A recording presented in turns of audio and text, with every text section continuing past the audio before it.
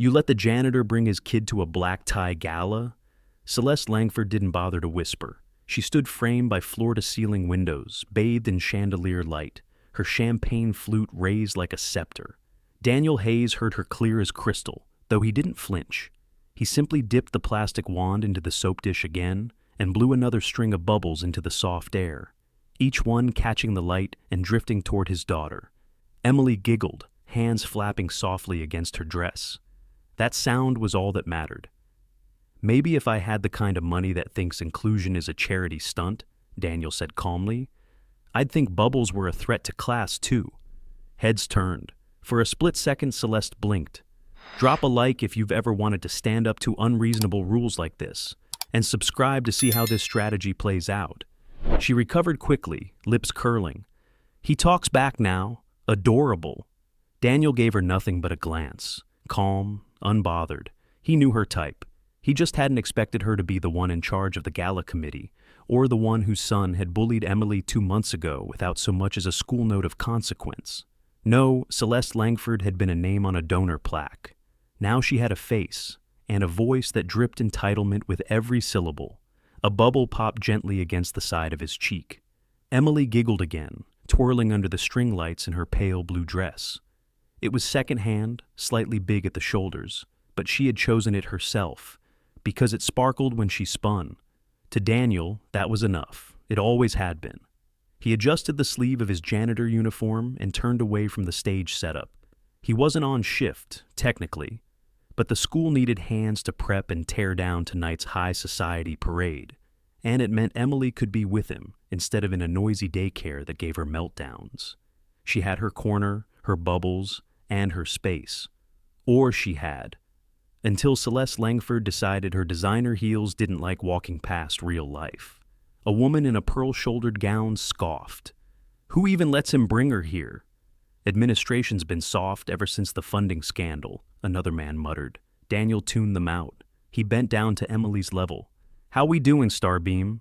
She beamed up at him and pointed to her necklace, a cheap glow stick he'd cracked into life an hour ago. She held it up like a badge of honor. He touched it gently. Looks like top-tier bubble safety gear to me. A few feet away, Julian Langford watched from behind a plate of chocolate strawberries. The boy didn't say anything, just stared.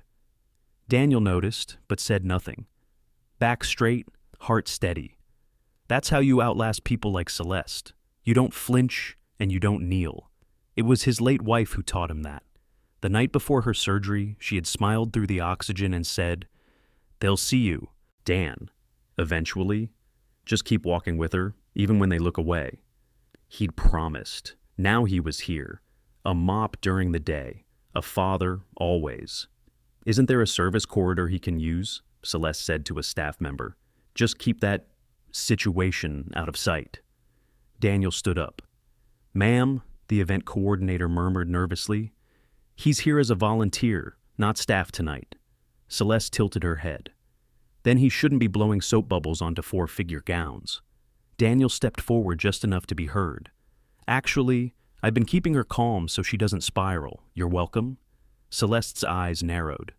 Are you threatening me with your child's condition? No, he said. I'm informing you that she exists. The gala pianist paused mid-song. Conversations dimmed. The tension in the atrium curled tight. Daniel met her gaze. He didn't blink. Then he turned back to his daughter, held out the wand again, and let her blow the next bubble herself. It floated up, shimmered, and popped. And just like that, the moment passed. But not really. He saw it in the way some of the guests looked away. Uncomfortable. Guilty. Others weren't. They laughed. They whispered. He saw the way Celeste's fingers tightened on her glass. The way Julian kept watching. He didn't need applause. He just needed them to remember that she was there, that he was there. He'd scrubbed vomit off those marble floors, cleaned up glass after fundraisers, patched cracked sinks, replaced emergency lights in wings the rich never walked through. None of them had cared until he dared to be seen outside his place. But this time, they'd gone too far, and Daniel wasn't going anywhere. Where are you watching from? Because this woman just picked the wrong janitor to humiliate in public. And the thing about people like Daniel Hayes, they never walk away, especially not when their daughter's watching. The chandelier lights flickered faintly above Daniel as the orchestra resumed its muted performance, like nothing had happened. But the hush that followed him lingered. Whispers trailed in his wake like shadows. The gala hadn't returned to normal. It had only buried the moment under napkins and wine. Emily tugged gently at his pant leg. Her bubble wand had bent slightly, soap dripping off one end. She didn't seem to notice the stares or the grown-up scorn orbiting them. She just wanted her dad to refill the tray. Daniel knelt again, his back turned to the murmurs behind him. He poured the last of the soap mixture from a reused water bottle into a shallow lid and handed it back. Emily's hands fluttered in excitement. He caught movement from the corner of his eye. Julian Langford again, still watching, still silent. But something in the boy's expression had shifted. Not cruelty, not curiosity either. Recognition. Daniel met his gaze just long enough to nod. The boy blinked, then turned and disappeared into the ballroom, where his mother held court near the stage. Celeste was smiling now, radiant in silk and diamonds, surrounded by a circle of power players. Her laughter rang out. It sounded like glass breaking. A school board member approached Daniel, Mrs. Trenton, gray-haired and sharp-eyed, with a clipboard clutched to her chest like a shield. "I just want to say, you handled that well," she said awkwardly. "Celeste can be particular."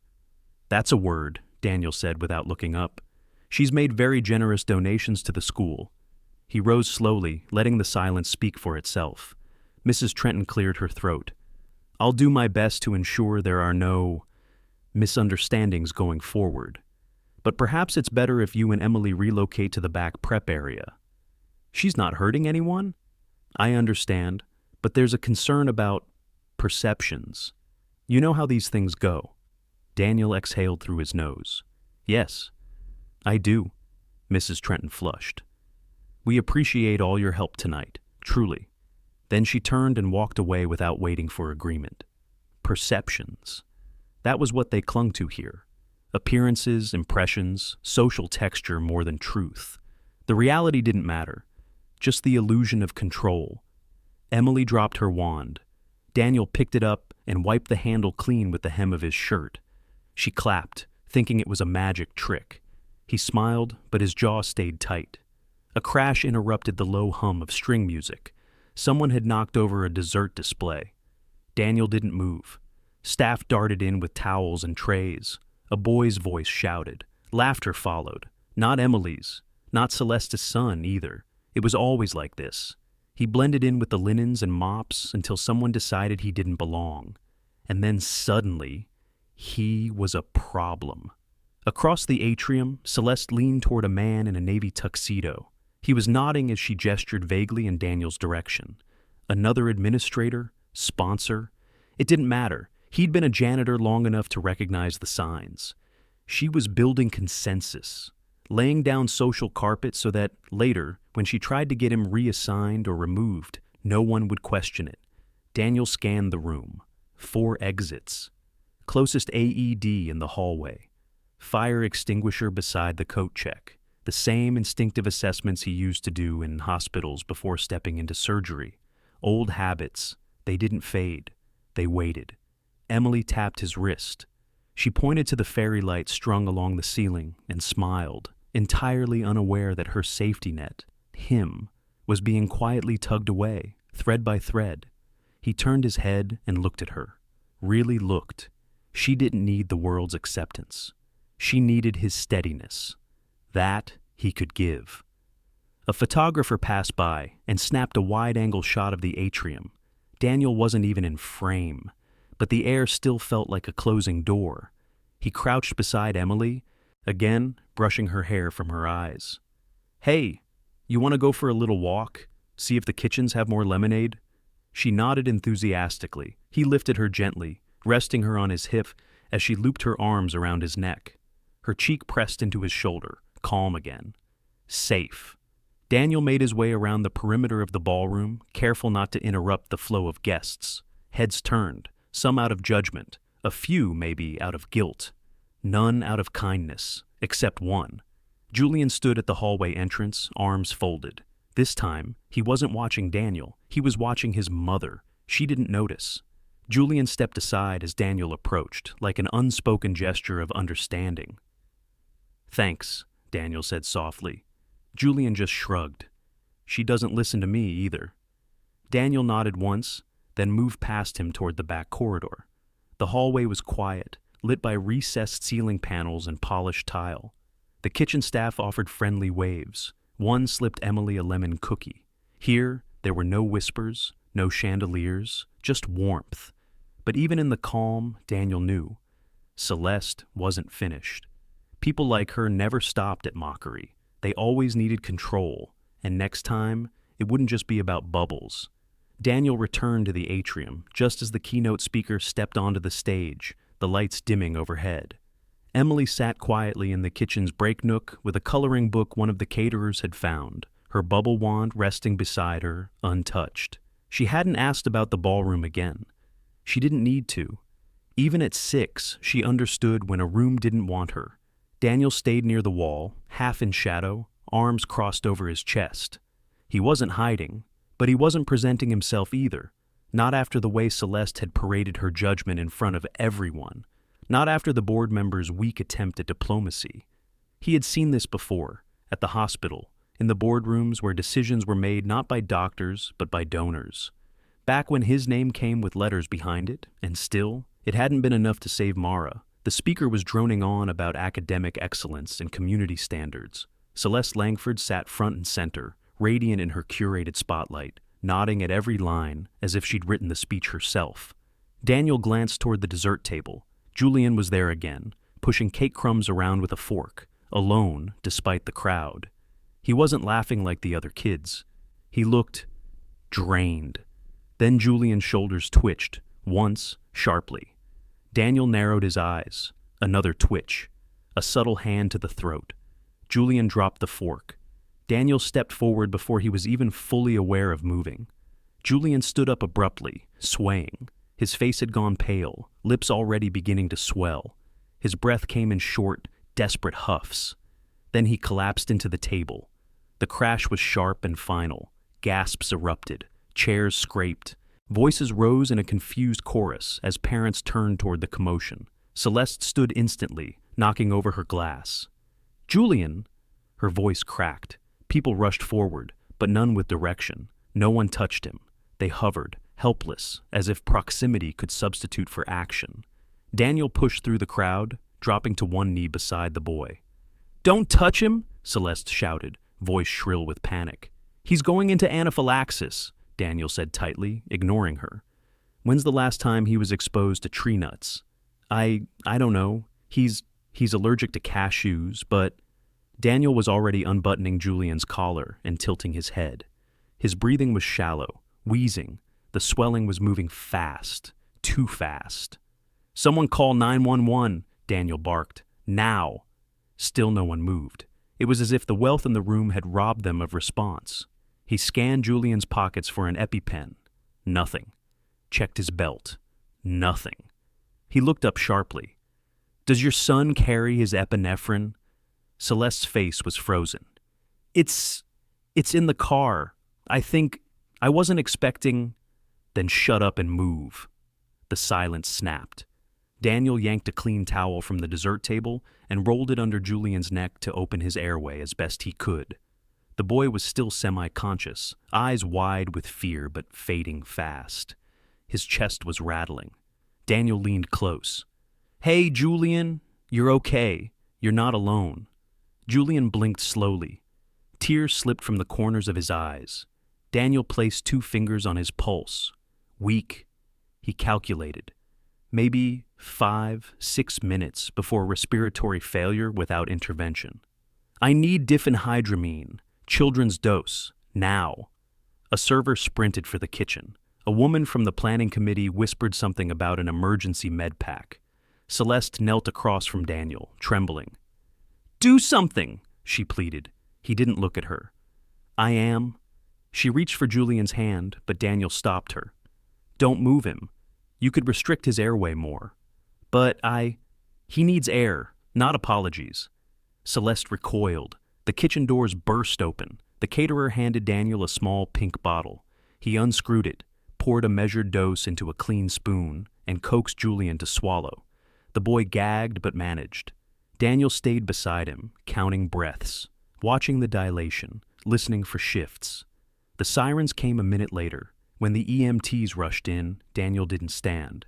He briefed them calmly, clinically, vitals, response time, what had been administered, potential triggers. One of the medics glanced at him mid-sentence. "Are you medical?" Daniel didn't answer right away. He looked at Julian, whose breathing had started to steady. Then he met the medic's gaze. "Former trauma surgeon, pediatrics." The medic nodded once, deeply. "Thank you, Doc. We've got him." Daniel stepped back as they loaded Julian. Onto the stretcher, Celeste stumbling behind them in silent shock. The ballroom had gone silent except for the slow wail of the departing ambulance. Dozens of eyes followed Daniel as he turned to leave. Not a janitor now, not in their eyes. But the truth was, he'd always been both.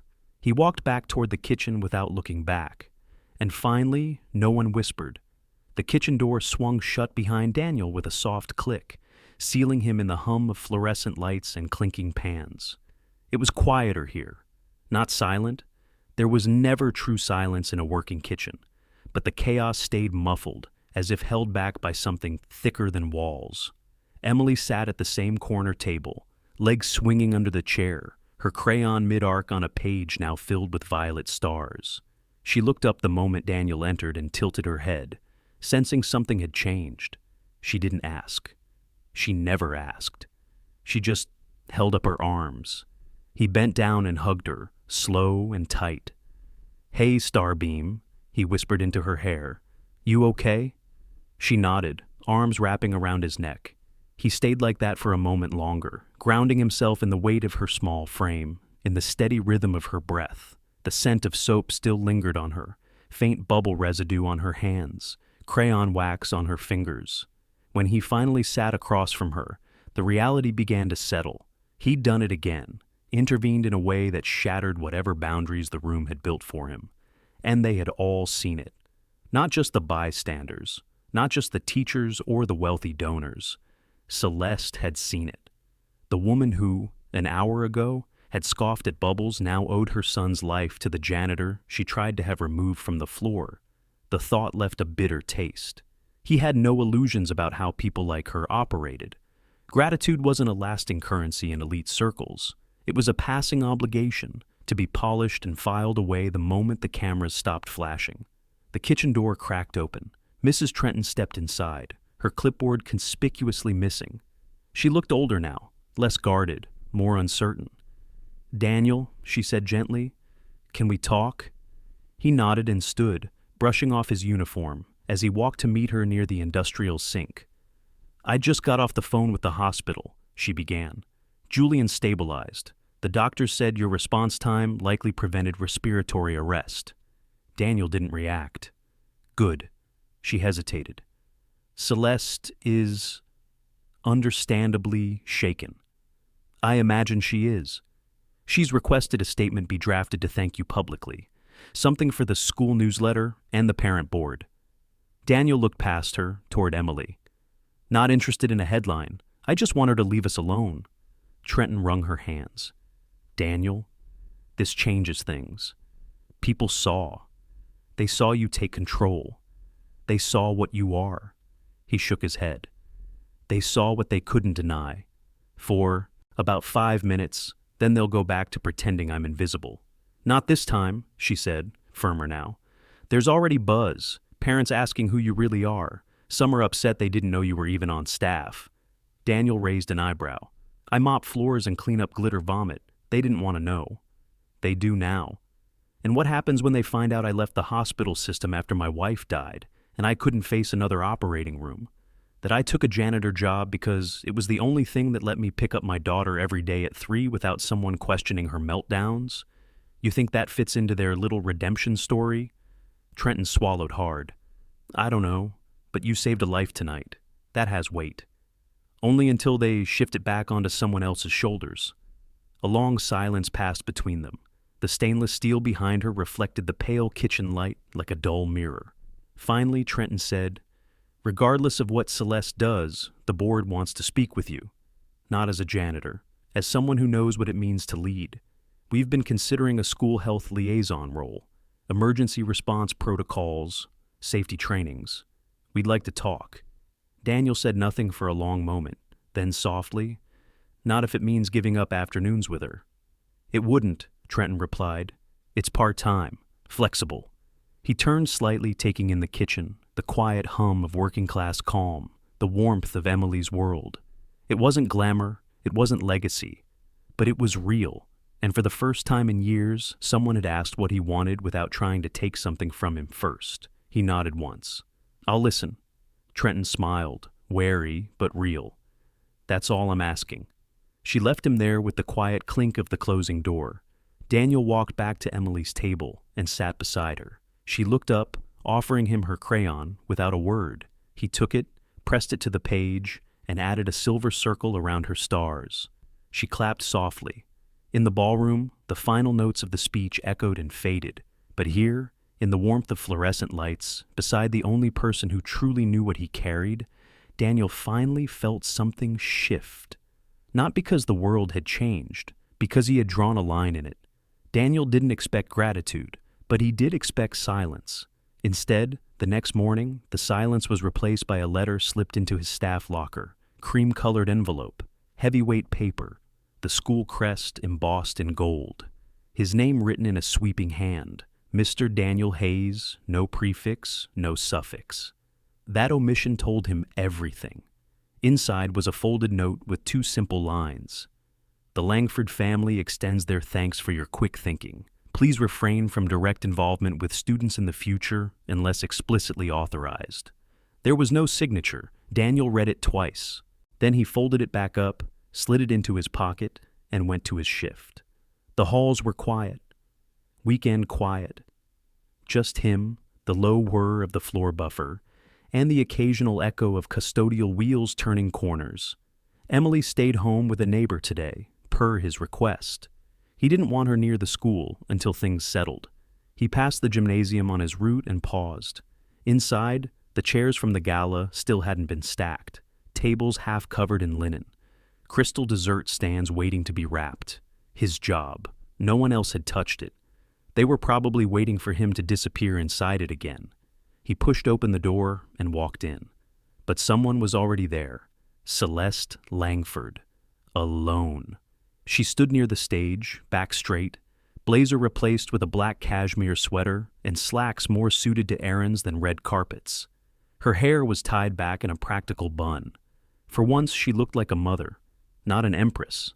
Daniel moved slowly toward the far end of the room, pretending not to notice her. But she turned. "Mr. Hayes," she said, the formality stiff in her throat.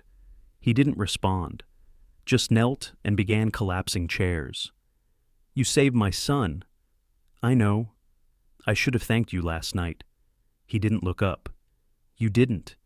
She stepped closer. "I panicked. You belittled my daughter before a crowd of strangers, then panicked when your son collapsed." Her hands fidgeted. "I didn't know who you were." "That didn't matter." A beat passed. The sound of chairs clicking shut filled the space between them. "I sent a note," she added quietly. Daniel finally turned to face her. "I read it. It was cowardly." Her face hardened, but only for a moment. Then it cracked, just slightly. "I was wrong about you." "I know. I assumed the worst." "You spoke the worst. That's different." She flinched. Daniel stood slowly, wiping his hands on a rag from his belt. "You're not here because you regret what you said. You're here because you're scared of what people saw." Celeste hesitated. "You think this is about optics?" "Number, I know it is." He met her eyes fully now. She didn't look away. "I don't need your apology," he said. "But Emily deserves space to exist in peace. You made that harder." "I didn't mean—" "You did, because people like you don't mean things. You decide them." Her breath caught, but she didn't argue. Instead, she looked down. "My son, he's asking questions. About you. About what I said to you." Daniel let the silence answer for him. "He doesn't look at me the same way," she added. "That's not my doing." "No," she admitted, "but it's my responsibility." Daniel crossed his arms. Then what are you going to do with it? Celeste swallowed. The board is discussing a permanent safety coordinator position. They want to offer it to you. He tilted his head. And you? I recommended you. He said nothing. I know that doesn't erase what happened, she added. Daniel exhaled slowly. The only thing that will change anything is if the next time you see someone blowing bubbles in a hallway, you don't see a problem. You see a child. Celeste looked genuinely struck. He stepped past her, moving toward the storage closet for the tables. She watched him go. I would like to speak to your daughter, she said quietly. Daniel paused. Not yet. She nodded. Understood. He pushed the storage room door open, letting the light spill across the floor. The morning sun was rising behind the gym windows, casting long shadows behind the chairs, the tables, and the two figures standing in quiet reckoning. For once, neither held the upper hand. They just stood there, surrounded by the leftover bones of the gala that began everything. Daniel walked in and began collecting table legs. He didn't need her words, but he noted her posture, and for the first time, it wasn't a stance of command. It was the posture of someone trying, clumsily, haltingly, to listen. Monday arrived with a strange stillness, not absence, but a waiting, like the air in the school hallways held its breath. Daniel noticed it the moment he stepped into the custodial office. The usual stack of supply requests was untouched. No chatter on the staff radio. No lingering coffee cups on the desk. Even the security guard at the East Wing entrance gave him a quick nod. No words, just acknowledgement. He started his morning rounds like always. Mop, bucket, checklist. One floor tile at a time. He preferred routine. It kept him from overthinking the sudden shift in atmosphere. But it was there, whispers without words. Everyone knew what happened, and no one knew what to do with it. At 9:03, the silence broke. The walkie-talkie on his hip crackled to life. Custodial, you there? It was Marcus, the head of facilities. Daniel clicked the receiver. Go ahead. Need you in room 114. They're prepping for the emergency training session. Daniel froze. That room had been unused for months. It was the old science lab, converted for storage. He hadn't heard about any training. He clicked back. Is that the safety module, Doctor? Reese mentioned last month? A pause. Nope. This one came from higher up. New agenda. Your name's on the list. Daniel didn't respond immediately. Marcus added quieter. You might want to bring your notes from the CPR seminar last year. Think this is going to be different. Click. Daniel turned toward the main hall, heart steady but aware. Room 114 was already open when he arrived. A large folding table sat at the front. Whiteboard markers arranged beside a stack of basic first aid manuals. Chairs lined up in rows, half filled with staff from every department, teachers, aides, kitchen supervisors. At the front stood Mrs. Trenton. She smiled when she saw him. Morning, Mr. Hayes. Daniel nodded, then glanced around. Didn't realize this was happening today. Board fast-tracked it after Friday night, she said. New emergency preparedness directive. We've added allergy response protocols and field safety simulations. And You're leading the first demonstration. Daniel's eyes flicked over the room again. People were still filtering in. A few avoided looking at him. Others offered sheepish half-smiles. He didn't need applause, but he needed something clear. Why now? Before he could ask, the door opened again. Celeste Langford stepped in. She wasn't dressed for PR this time. Simple blouse, dark jeans, no assistants. She didn't take the front row, didn't greet anyone. Just sat in the back quietly, notebook in her lap, as if she'd always been part of the furniture. Trenton leaned in. She requested to attend, said she wanted to listen. Daniel inhaled slowly. Fine. He stepped forward. Let's start, he said. The hum of side conversations faded. Chairs creaked as people adjusted.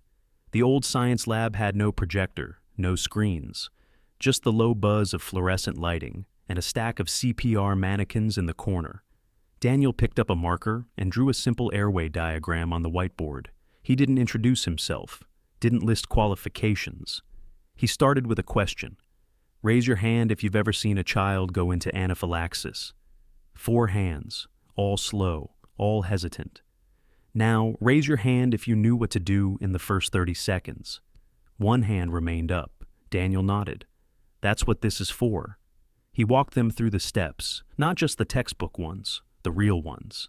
The decisions you make when you're kneeling in a crowd of frozen adults, when panic is louder than instruction, when you're holding a life in your hands and the room's too quiet to breathe. He moved methodically, demonstrating with the mannequins, asking them to practice, walking between rows, correcting hand positions, and reminding them that fear would make everything slower. When someone hesitated, he didn't scold, just showed them again. And when someone dropped the EpiPen trainer the wrong way, he smiled faintly and said, "Better now than when it counts." They laughed, not unkindly. By the time the session ended, the energy had shifted again. Real respect had a sound. It wasn't applause. It was the silence that came when people realized they should have seen it sooner, when the janitor teaching them how to save a child's life suddenly seemed like the only one qualified to lead. As the chairs scraped back and people began filing out, Trenton approached. "That was excellent," she said. "I'd like to propose making it monthly." Daniel nodded once. "If it helps." He turned to gather the training kits, but Celeste remained seated. When the room had cleared, she rose and walked forward slowly, holding out a folded sheet of paper. Daniel eyed it, wary. "It's not a letter," she said. "It's a list." "A list of what?" "Allergy triggers, Julian's dietary notes, emergency contacts, medical record access, his pediatrician's number. The school never had it on file." Daniel accepted the page without a word. Celeste exhaled. "You shouldn't have been the one to ask for this, but you were the only one who knew to." He studied her, not with anger, just a clear, steady gaze. "I'm listening now," she said quietly. Daniel folded the paper and slipped it into his pocket. "Good," he said. "Start there." By Wednesday, the school buzz had shifted from murmurs to movement. Daniel noticed it in small ways first. The front office secretary, who once looked through him like he was part of the wallpaper, now greeted him by name. A teacher he barely knew stopped him in the hallway to ask if he'd review the new classroom emergency checklist. Even the facilities manager had rerouted Daniel's morning assignment to give him more time in room 114, now officially designated as the Health and Safety Coordination Room. It wasn't a title Daniel had asked for, but it was one the board had quietly approved, without ceremony, without banners. Just a memo slipped into his staff mailbox with a key and a note. "You've already proven the value. This just makes it official." The room wasn't much.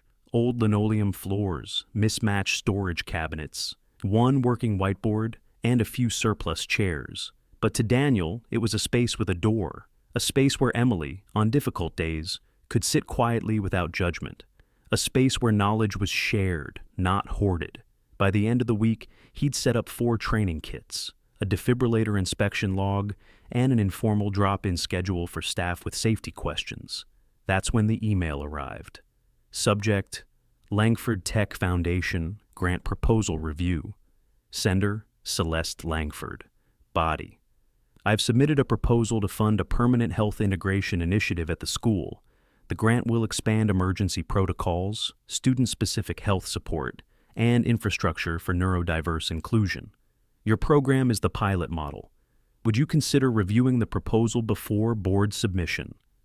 Daniel stared at the screen. It wasn't just an apology. It was an extension, and that made it complicated. He replied simply, "Bring a hard copy. We'll review it together." The next day, Celeste showed up 15 minutes early. No entourage, no polished veneer, just her, a leather binder in one hand and a coffee in the other. "This is just for you," she said, setting the coffee on his desk. "Black. No sugar."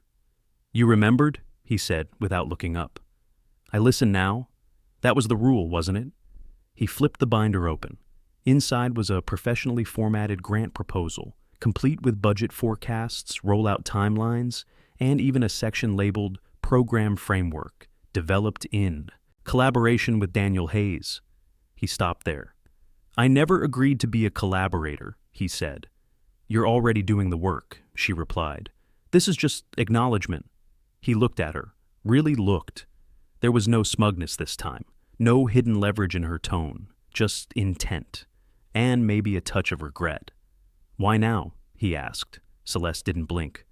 "Because I almost buried my son with my own ignorance." Daniel closed the binder. He let the silence hang between them for a beat before responding. "Words like integration and inclusion look nice on grant forms," he said. "But you and I both know that if a child hadn't almost died in front of a ballroom full of donors, none of this would be happening." "You're right," she said quietly. "Then why should I trust this? Trust you?" She hesitated. "Because I'm using the power I have to fix what I helped break." He watched her carefully. "I'm not asking you to forget," she added, "but I'm asking you not to walk away." Daniel leaned back in his chair, hands folded loosely. "I'm not walking away," he said, "but I'm not walking into another room where I'm only valued because I'm useful in a crisis." Celeste nodded slowly. "Then what do you need?" He reached into the drawer and pulled out a small object. Emily's bent bubble wand, its pink plastic still faintly stained with dried soap. He placed it gently on the table between them. "I need a space where this," he said, tapping the wand, "isn't seen as disruptive, or strange, or a problem." Celeste stared at it for a long moment. Then she nodded. "I'll write it into the program language."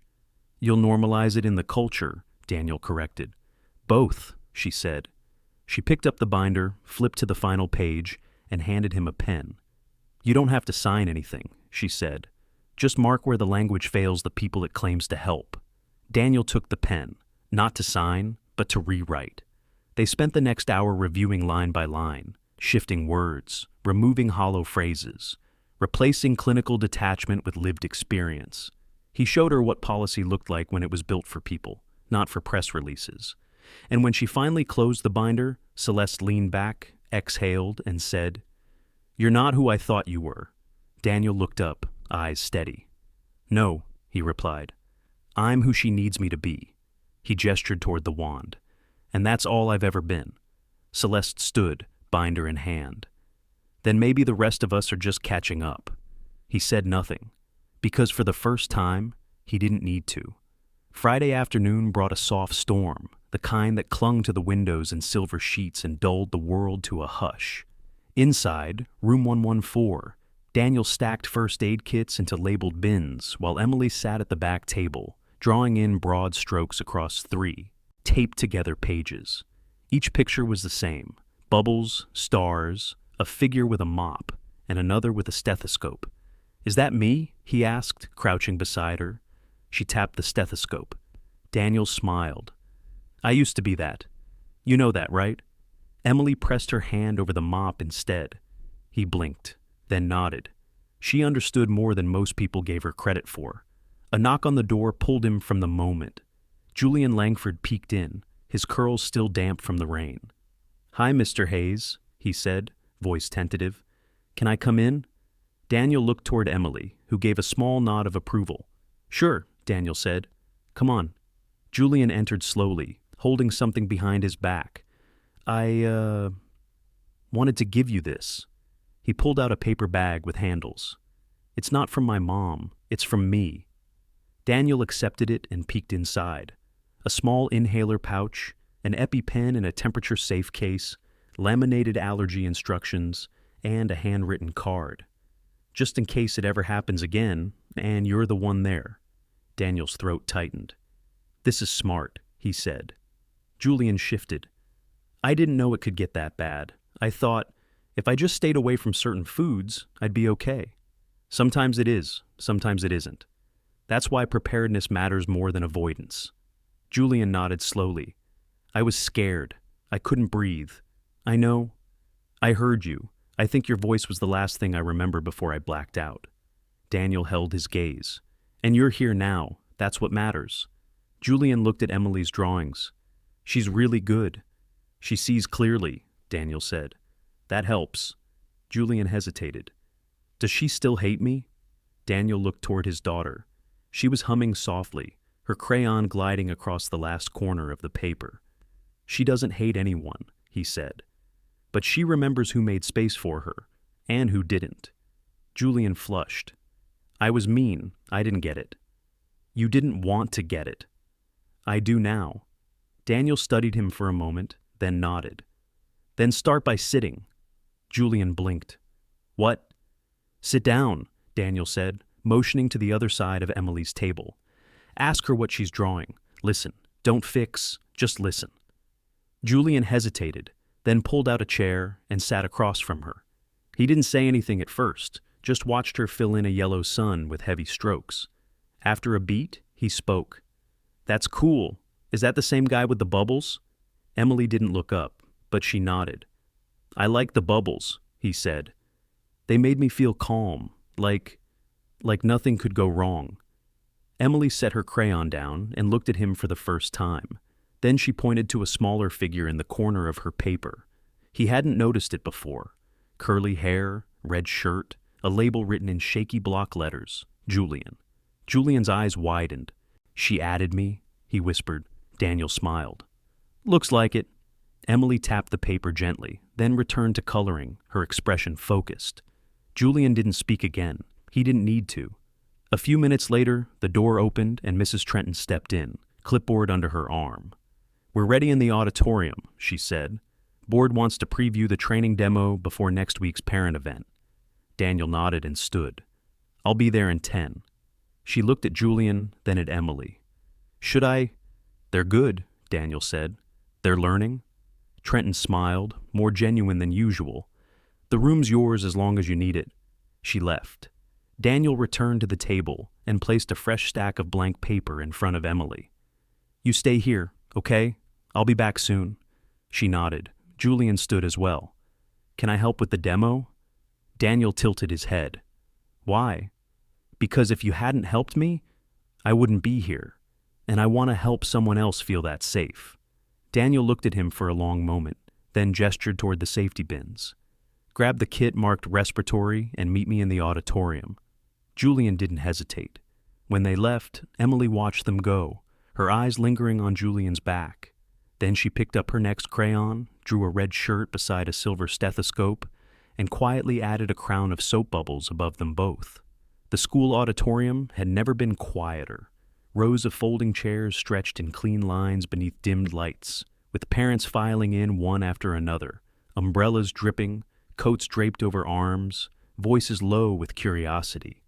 This wasn't the usual PTA affair. There were no cupcakes, no booster club signs, no silent auction tables.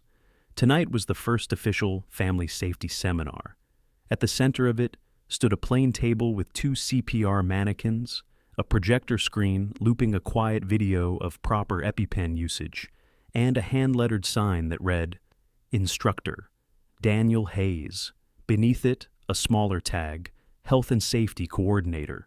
Daniel stood just off stage, behind the velvet curtain, adjusting his collar in the dark. He wasn't nervous, not in the traditional sense. He'd led operating rooms under pressure. He'd held a child's heart in his hands while alarms screamed overhead. But this?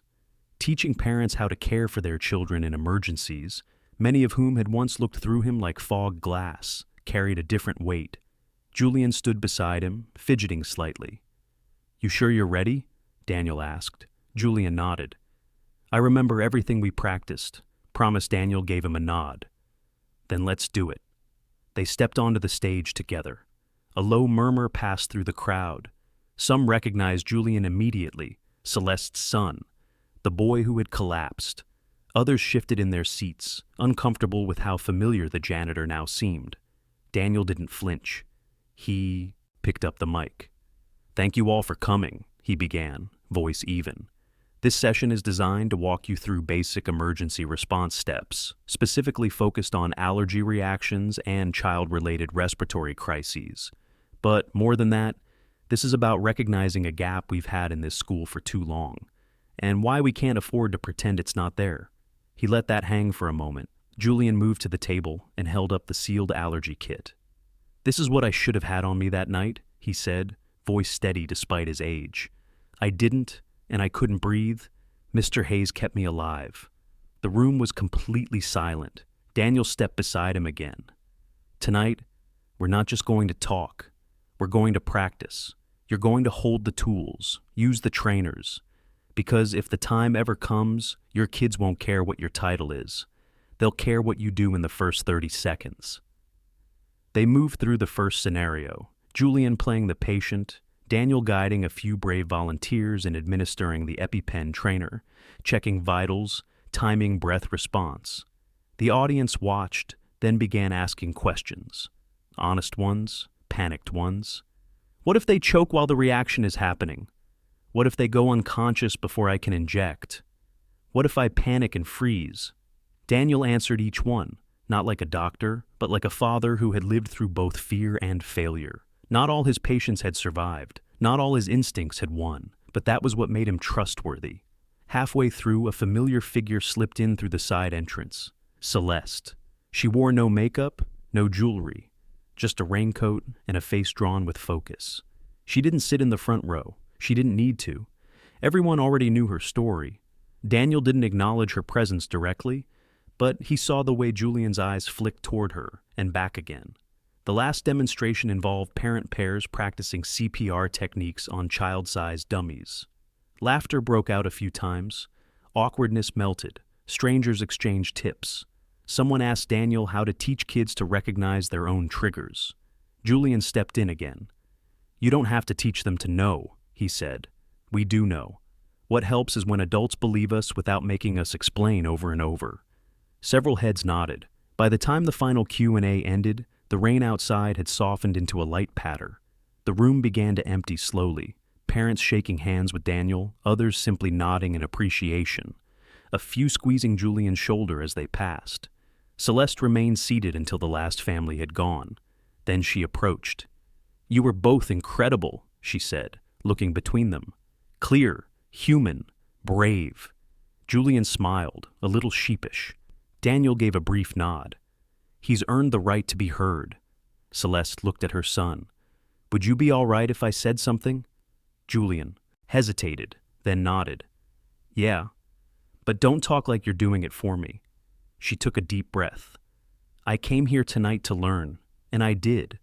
Not just how to respond, but how to listen, how to rebuild. And if you'll both allow it, I'd like to be part of whatever comes next." Daniel watched her for a moment, then said simply, "That depends on what you're willing to carry." Celeste met his eyes. "All of it." Daniel looked toward the auditorium's back wall, where Emily's drawings had been discreetly taped earlier that evening. Among them was a new one, 3 figures this time. One held a mop, one an inhaler, and the last wore a crown made of stars. He nodded once. "Then we begin with trust." On Monday morning, Daniel unlocked room 114 to find something unexpected. Sitting on the back table, next to the training kits and allergy logbooks, was a sealed cardboard box. Taped neatly on the top was a note in Celeste's handwriting. "For the kids who won't speak loud enough to be heard. Now they won't have to."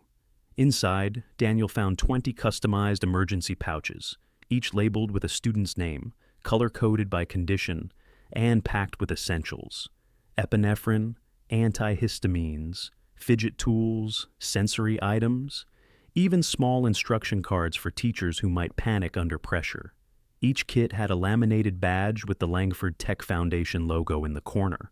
It was a donation, but not for show. No press release, no ribbon cutting, just what the school needed, quietly delivered.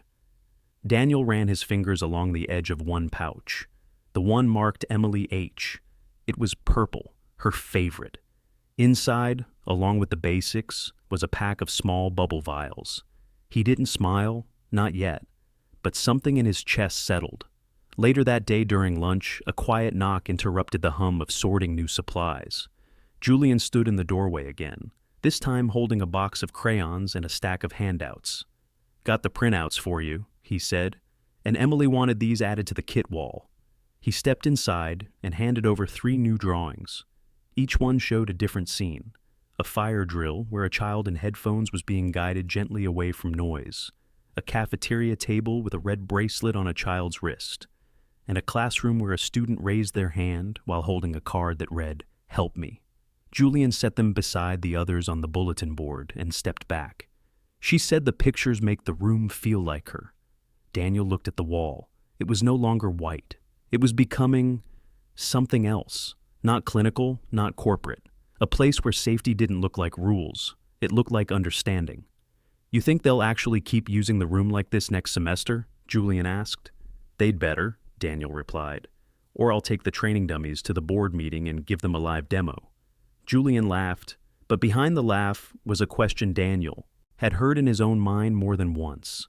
Will it last? Change in places like this was slippery, easy to start, easy to paint on walls and print in newsletters, harder to make it stick when no one's watching. That's what made what happened next so strange. During afternoon recess, Daniel received a call from the front office. One of the younger students had locked themselves in the nurse's bathroom, panicking after a sensory overload incident in music class. Their teacher couldn't calm them. The nurse wasn't on site. "Can you come?" the secretary asked. He was already moving. By the time he reached the nurse's office, a small group had gathered. Staff, a few anxious kids, the student's homeroom teacher trying not to panic. Daniel crouched beside the bathroom door and knocked gently. "Hey, I'm Daniel," he said, calm and low. "I'm not here to rush you, just here to help." Silence. Then a sniffle, and a voice, barely audible. "It's too loud." Daniel nodded, even though the child couldn't see it. "Yeah, it gets like that sometimes."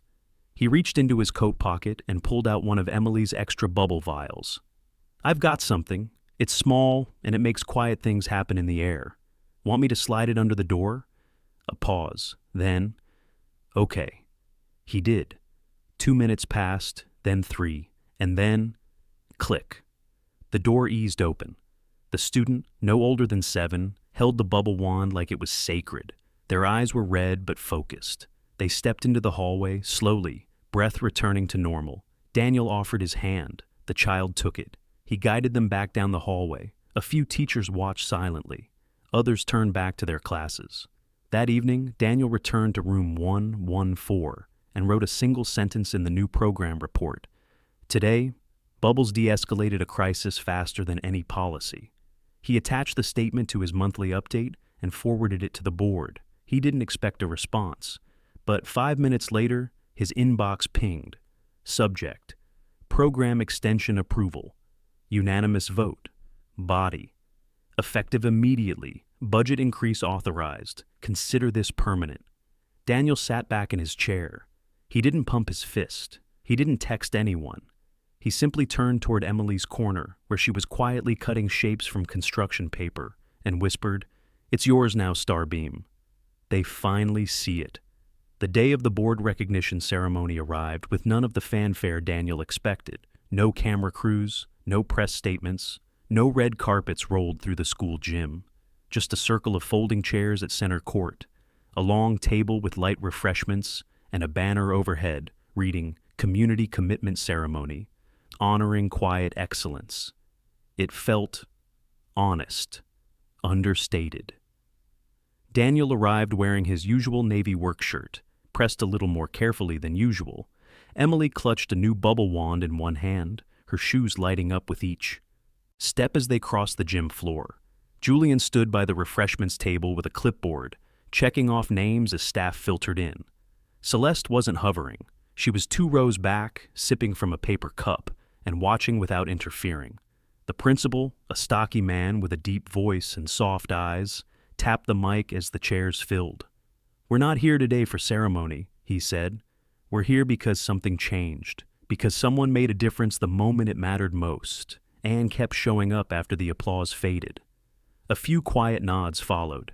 He gestured toward Daniel. "Mr. Hayes, Daniel, your title has never captured what you've done for this school, what you've built, quietly, without asking for recognition. So today we make it official." He turned to the table behind him, where a black binder and a plaque sat beside a stack of forms. "This plaque will hang in the main office hallway," he said, "right beside the charter that launched this school 20 years ago.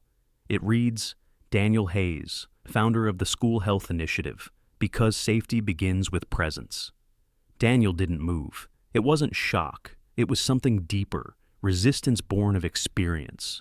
Public praise often came with expectations, new responsibilities, and invitations to forget who you really were. But then Emily stepped forward. She walked up to the table and touched the plaque. Just once. Then she turned and looked up at her father. He exhaled, walked forward, and accepted it. Not for recognition, but because she had acknowledged it first. He turned toward the crowd, nodded once, then held the plaque in one hand and gestured gently for Emily to take his other. They walked back to their seats together, the room rising in quiet, genuine applause. Celeste stepped up next. "Before this year, I believed leadership was about visibility," she said, her voice carrying clearly through the gym. "But real leadership often happens in silence, in the spaces between jobs, in moments that never reach newsletters." She looked toward Daniel. "When Julian collapsed, the only person who moved was the one we'd spent too long ignoring. That moment changed my son. It changed me, and I hope it changes this school." No one clapped. No one needed to. Her words weren't performance. They were penance. Later, after the chairs had been folded and the gym cleared, Daniel stood by the exit with Emily beside him. Julian walked up, holding a sealed envelope. "This is for you," he said, "from the parent council." Daniel took it. "Thanks." Julian hesitated. "Also, I nominated you." "For what?" Julian shifted his weight. "Next year's staff spotlight series. I know it's usually teachers, but I wrote a whole piece on how janitors save more than just floors." Daniel raised an eyebrow. "Clever!" Julian grinned. "You taught me." Emily reached up and handed Julian her bubble wand. Not as a gift, but an offer, a moment shared. Julian took it carefully. "Can I blow one?" She nodded. He dipped the wand, blew a soft stream, and for a second they floated between them, weightless, glimmering, gone. Daniel watched them rise, his daughter, the boy who once wouldn't meet her eyes, a tool once mocked, now used as a bridge. He slipped the plaque under his arm, held Emily's hand, and turned toward the hallway that led to room 114, where this started, where it would continue. Not because a plaque said so, but because the room now had a purpose no one could deny. Because presence, once ignored, had become permanent. The hallway was quiet again. Daniel walked its length with Emily beside him, the sound of her light-up shoes echoing gently off the walls. They passed the main office, where the new plaque had already been mounted. He didn't stop to admire it. Legacy, he knew, wasn't measured in medal or titles. It was measured in what stayed behind when no one was watching. Room 114's door stood open, just as he'd left it. Inside, sunlight poured across the floor, casting golden rectangles over training mats, bubble vials, sensory bins, and shelves of now colorful emergency kits. The bulletin board was almost full, Emily's drawings beside other kids' contributions, stick figures, diagrams, scrawled thank yous in crayons and markers. This was no longer Daniel's room. It belonged to the children who had once hidden in hallways, to the staff who now knew how to act instead of panic, to the students who had names, stories, needs, and now, respect. Emily wandered to the far corner where a stack of blank paper waited.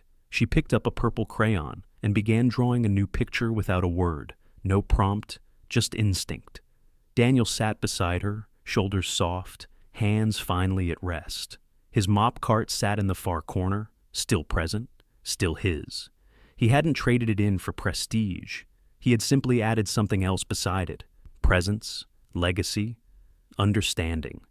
The door creaked and Celeste stepped in, holding a tray of 2 coffees and a small envelope. "I figured you'd be here," she said. "You figured right." She set the tray down.